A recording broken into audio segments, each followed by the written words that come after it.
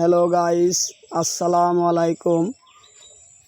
চুয়াডাঙ্গা জেলা আলমডাঙ্গা থানা ৯ নম্বর ওয়ার্ডের সেই শিবপুর গ্রামের ভাই দেখেন কি সুন্দর করে ৯টা সুতা দিয়ে বরজ নামিয়েছে। এই সাইডে ৯টা সুতা, ওই সাইডে ৯টা সুতা।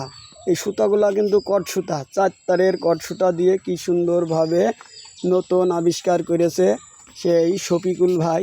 দেখেন, আচ্ছা শফিকুল ভাই, আপনি কিভাবে এই নতুন আবিষ্কার মাথার ভিতরে আনলেন বলেন? নিজের মন গড়া মতনই করেছি। ও, তাহলে এই যে মাঝে মাঝে দেখছি একটা করে সলি দিয়া, এই খোপে কয়টা করে সলি দিয়া? খোপে 1 টাকা সলি দিয়া। খোপে একটা করে সলি দিয়া, এই সাইডে 9টা সলি, ওই সাইডে 9টা সলি। হ্যাঁ। আর সুতা দিয়া কয়টা? সুতা হলো 9টা। সুতা দিয়েছেন 9টা? সুতাও 9টা। ও, মাত্র এই সাইডে 9টা, ওই সাইডে 9টা সুতা দিয়ে আপনি এক পিলি বরজ লামিয়েছেন। আর সলি দেবেন না?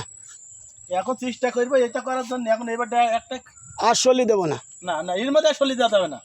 সলিতে আপনাদের এলাকায় অনেক দাম। অনেক দাম, মানে এই জন্যই এই আবিষ্কার করলেন নতুন নতুন আবিষ্কার করলাম। এই দাম দেইকে, সলির দাম দেইকে। তাই।